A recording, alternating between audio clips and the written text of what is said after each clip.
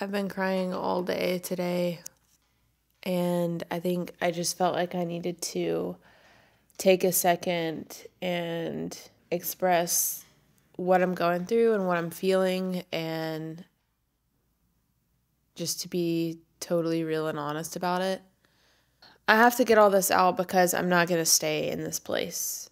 Today was just a hard day for me, but I do not want to stay here, and I just need to get all of this out.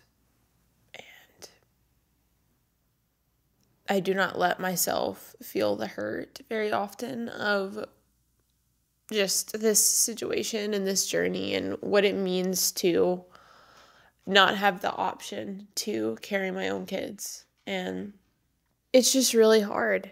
It's just hard to not have the option. It's hard to be surrounded by everyone that I love that is like walking through what I don't get to walk through. And I'm so happy for all of them, and I celebrate all of them. And I will continue to celebrate all of them, and I never ever ever want anyone to feel like they need to hide their joyful season from me and to feel like they need to feel bad or anything. It's not like that at all.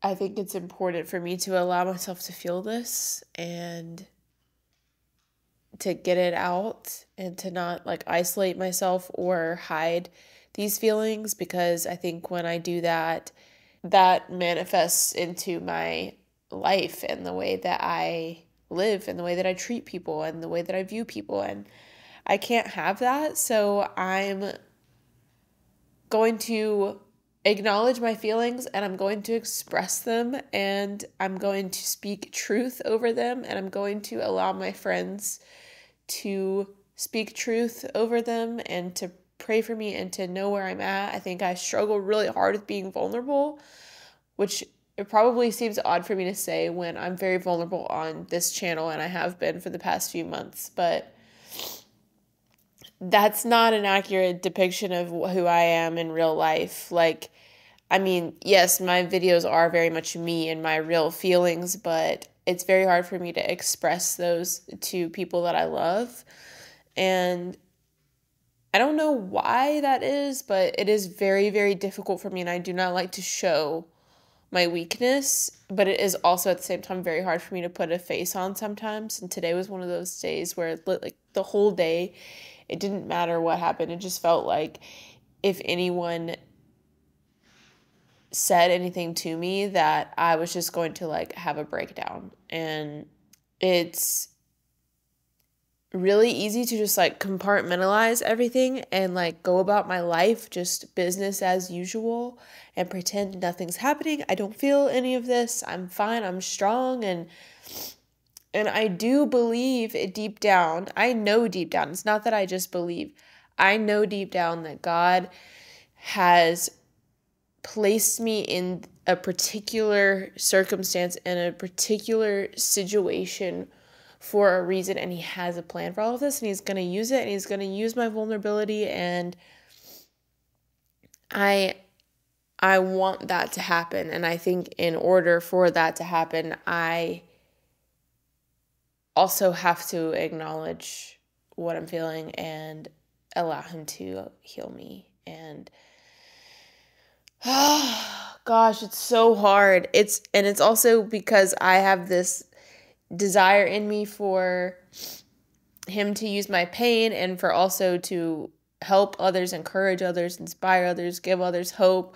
Like I want all of those things, but I can't continue to like pour into other people and want those things and do those things without allowing people and God to do that for me and to do that in my own heart, in my own life.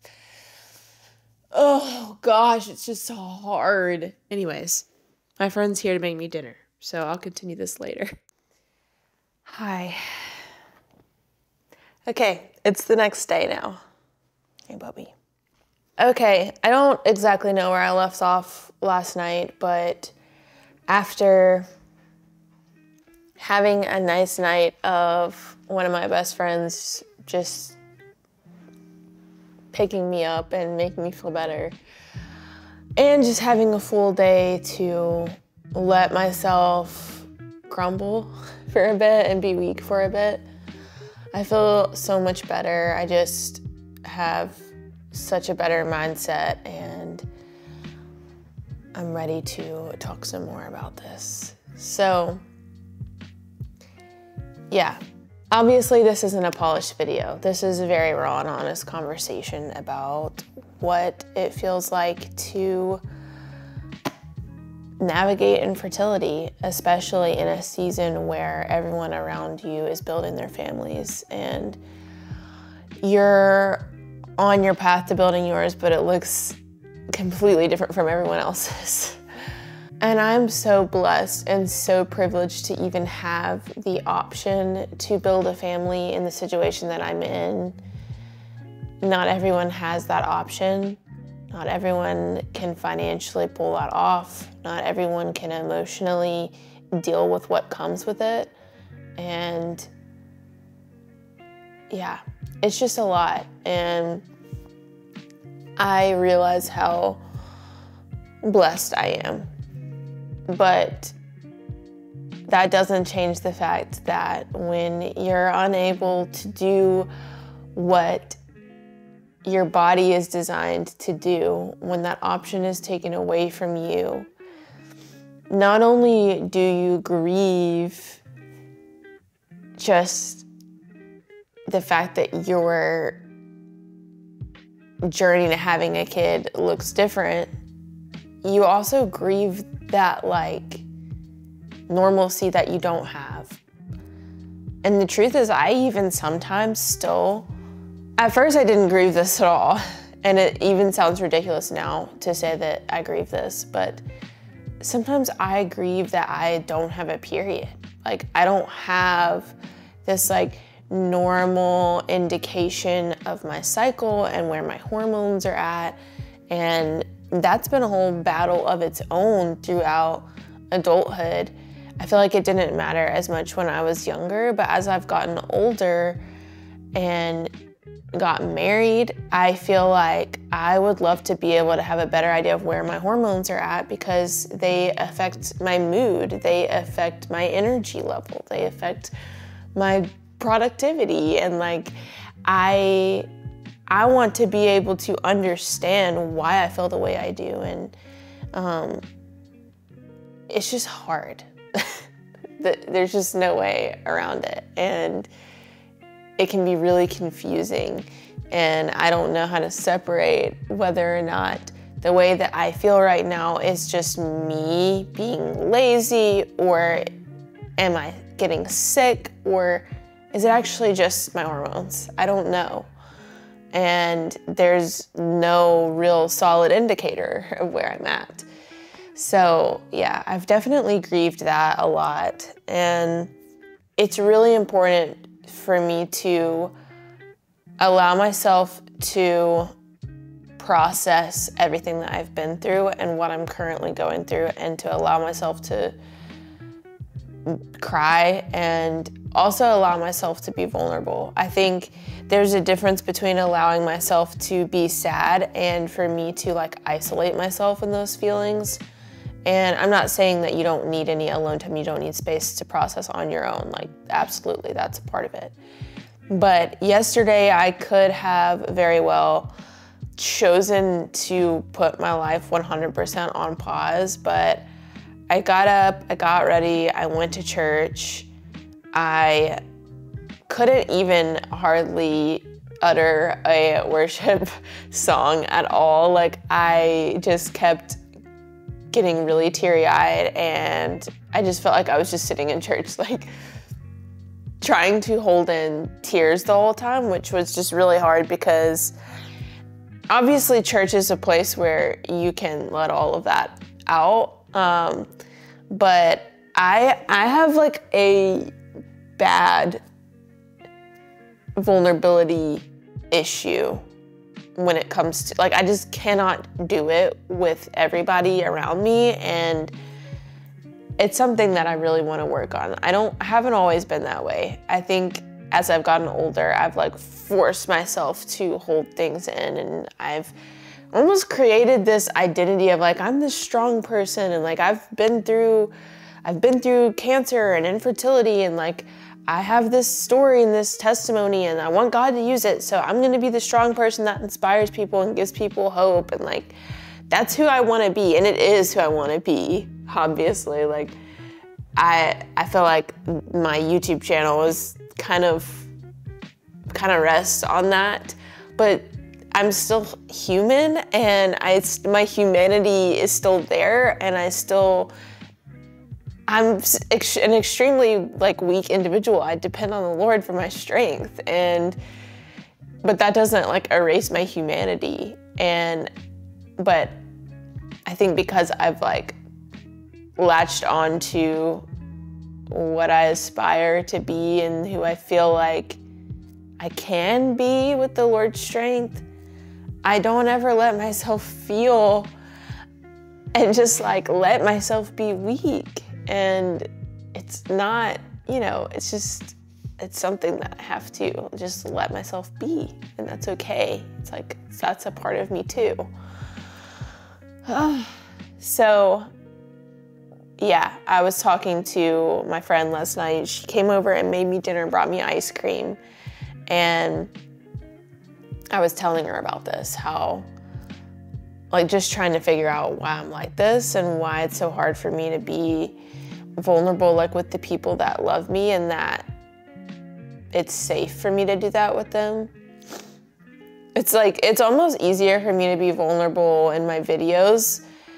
And I guess it's because it's just me. Like it's me writing my thoughts and like recording them, but I am putting them out there for not only everyone I love to see, but also people that I don't even know, right? And so why am I so brave to do that? But I'm not brave when it's like face to face, and like, it's like I feel the tears rising up, and I'm like, push it down.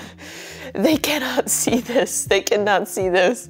And what happens is, because I do that, I have days like yesterday where it's just like, everything just like hits me, and I can't even function without it coming out. I went to church, and then I went to lunch with my family and like a couple that we're best friends with, who she's the one who came and cooked for me yesterday. So we went to lunch, and I could not get out of the car to go into lunch because on the way over there, it was just like welling up. And then I just cried for like 20 minutes in the car. And then obviously my face was just a puffy mess. And we go in, and everyone can see that I've been crying. And so my mom's like, what's wrong? And I'm like, I can't. If you ask me what's wrong right now, I will just drown in tears and not even be able to talk. And then we went over to my grandmother's house for her birthday, and I was just a sad sack the whole time I was there. I curled up on a chair with a blanket, and I went to sleep because that was like the only way that I didn't cry. And then I came home, I got in the bed, I cried for a minute, and then I slept for 3 hours because that's how exhausted I am from like the emotions. And then I woke up, I had a text from my friend Lauren, and she was like, hey, I know that you might need space, but just letting you know, like, here, is there anything I can do? Are you okay? Do you want to talk? And that is what I wanted to get to. I could easily isolate myself, and I had the choice in the moment. Yeah, I need space. Yeah, I'm just gonna like chill tonight. I just want to be by myself. And there was like 50% of me that wanted that.